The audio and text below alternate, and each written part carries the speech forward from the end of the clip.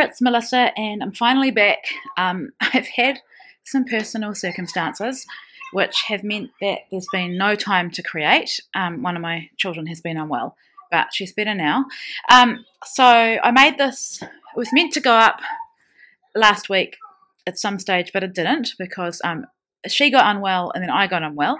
And so it really was a challenging situation when you've got 3 other kids and a business as well. But anyway, so what I wanted to do was do a mixed media layout. So I got some texture paste from my stash and I've mixed it with that acrylic paint. And I only needed a tiny little bit. I didn't want it to be too full on. I just wanted a tint of pink. And I'm just putting it through that Kaisercraft, or Kaisercraft, however you say it, stencil. And so I find normally I go overboard when it comes to mixed media, so wanting to make sure that I limit the area that I put this, and I also didn't want it to look like it was a square pattern. You know, the stencil is square, and I didn't want the area of stenciling that I did to be square. So here I'm using that beautiful Kaisercraft textured cardstock, and so it's embossed, and I just wanted it to feature at the back of my photo. Normally I would use just plain white cardstock, but I thought it would add a bit more to use that. And here I've got the cut apart that comes in the PLK, and please excuse my kids, they're in the little tiny paddling pool. It's really hot here in Queenstown at the moment, and the only way I can get this voiceover done is if I have them out there and me inside. I've shut the door, but you can still hear them. So I'm using my new toy, which is this Close to My Heart distresser. And I'll show you here that you can also use your scissors to get the same look. Sorry, this will be a bit disjointed because one of my kids just came in as I was doing this, so I've had to stop and start again. So I also love the pattern of this cut apart, and I'm using it. Normally you'd probably cut it into the separate bits, but I like the way it looks with the 2 different patterns behind the photo. So I'm adding that on. I've done some distressing there as well. And now I'm just building my layers. Now this is a photo of Brielle. It's probably from a couple of years ago or a year ago, and I was in my craft area and she got in there and took out the cuddle bug, took out the plates, and just knew what to do. And it amazed me because I've never sat down and shown her how to do it. She's just watched me and copied. So of course I had to take a photo because, you know, in the future, if she becomes a scrapbooker, I'll be able to look back and show her this. So I put some foam behind the photo, and now I'm just using double-sided tape because it's the quickest thing at the moment, and just putting together my paper layers. And if I seem distracted, it's because I'm keeping an eye on Ava. She's now 1 and she's outside as well, so I'm wanting to make sure they're not spraying her with the hose. That sounds absolutely crazy, but it's not as bad as it sounds. So here I'm just putting this all together, and I found that the doily stuck fine over the top of that texture paste. I just used double-sided tape as well, and I wanted to use this beautiful bird stamp, and I needed something for it to sit on. It's kind of to anchor or ground it, so I'm using this piece of paper that I'd cut off the other paper, and I think that looks really good. So I've distressed the edges, glued it down, and now I'm just trimming off the excess.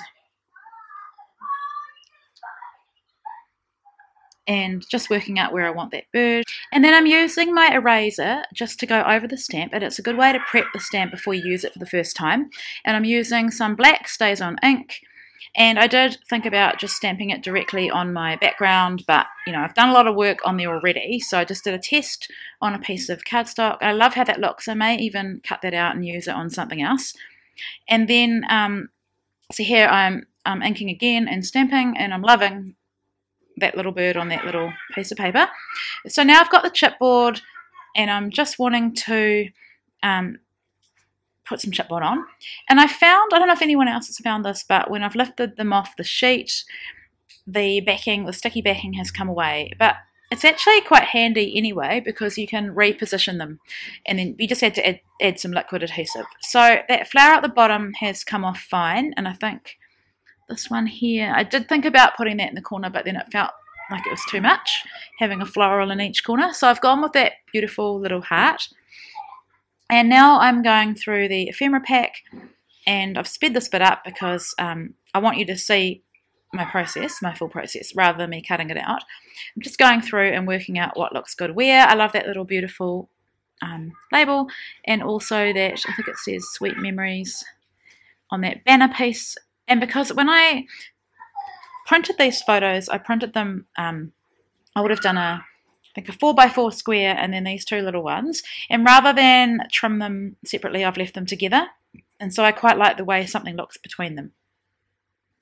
So now I am wanting to use these chipboard word happy. Sorry guys, this must sound really awful, but I'm like half an eye on this, half an eye on what's going on outside. So I had to glue them down because over the top of textured paste it didn't really stick. And like I say, sometimes the backing comes away. And then I've just gotten those Kaisercraft letter stickers and put the word crafter. So the title is Happy Crafter. And now I'm wanting to add something at the top of the page. And so I love this floral so much, and I'm using that. And then I wanted to add some more of this textured cardstock as well. Now there's many ways you could use that textured cardstock. You could use it as a full background, or you can use it as just another piece of pattern paper. And I even think you could do some mixed media over the top, maybe to bring out that pattern or accentuate it. So I'm wanting to get the most out of that paper as possible, which is why I'm using it in small pieces. I love the way it looks with a ripped edge up here, and then I'm just going to add that floral over the top. Off camera, I'll go away to my sewing machine and stitch between the two just to add some more texture, and then I think I lift up the edge of that floral as well. So I'm just trimming off the excess, and I love that beautiful navy on the background as well. So at this point I realised that I haven't trimmed it straight. Now it looks fine on here, but when I looked at it myself and I got my husband to check it, it wasn't straight. So I haven't realised yet, but I will come back in and remedy that by accentuating it to fix it. So I'm adding that little beautiful label and this floral piece, and I'm just adding a pop dot on there. Now if you can hear my kids screaming and yelling, it's all happy noises, I promise.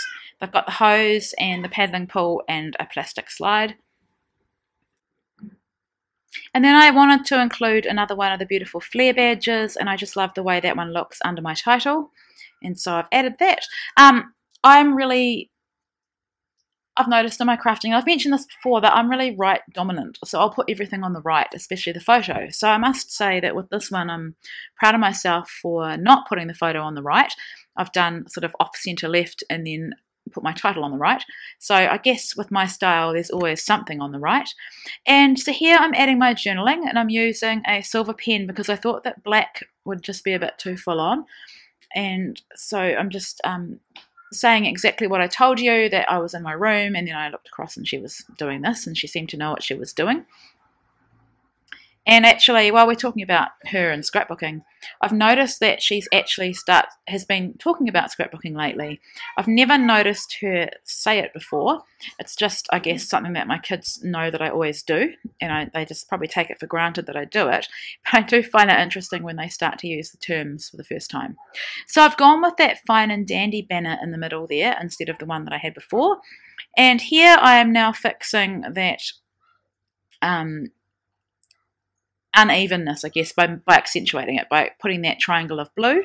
I also added some Heidi Swapp Colour Shine in tinsel, which I think goes quite well with the silver because I didn't want black on this page.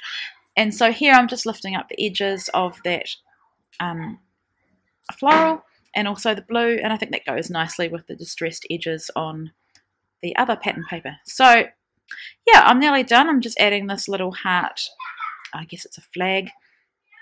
And I am aware that I haven't been making videos for ages, but I'm hoping to do more. And I'm hoping to be back more regularly here at the Scrappery. So just some close-ups to finish. I hope you enjoyed this, and I promise you I'll do my best to be back again next week. Take care.